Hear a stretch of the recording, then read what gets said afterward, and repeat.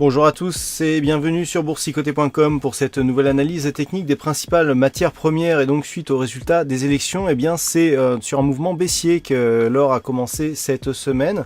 Rappelez-vous, la semaine dernière j'attirais votre attention sur le fait que l'or évoluait ici au-dessus de la moyenne mobile 50 arithmétique et que cela prévalait plutôt pour un retour à un mouvement haussier. Eh bien on a cassé ici cette moyenne mobile ici sur un gap.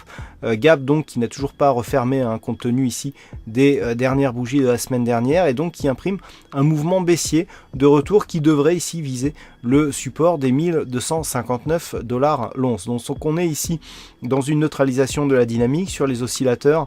Le MACD lui nous indique une petite reprise possible du mouvement haussier. Donc tant que les cours évoluent sous la moyenne mobile 20 arithmétique et exponentielle, eh bien nous sommes dans une dynamique plutôt baissière. Et puis sur le WTI, nous sommes sur une configuration qui est dans le suivi ici de la phase de baisse qui avait eu lieu donc sur ce retournement.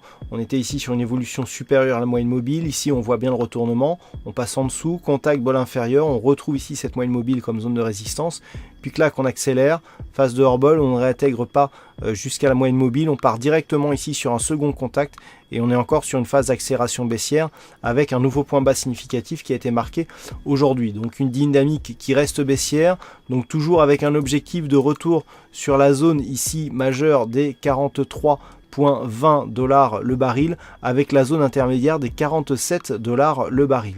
Actuellement, d'un point de vue court terme, donc on est dans une configuration survendue à l'image du stochastique et du RSI. Seul le MACD donne des petites tentatives ici et petites indications d'un éventuel rebond technique. Toujours est-il que pour l'instant, on ne le constate absolument pas sur les cours et que la dynamique reste baissière tant que les cours ici évoluent sous cette moyenne mobile 20 exponentielle. Dans le cas d'un rebond technique, eh bien, ça serait la zone des 51,50 $ le baril qui pourrait être visée.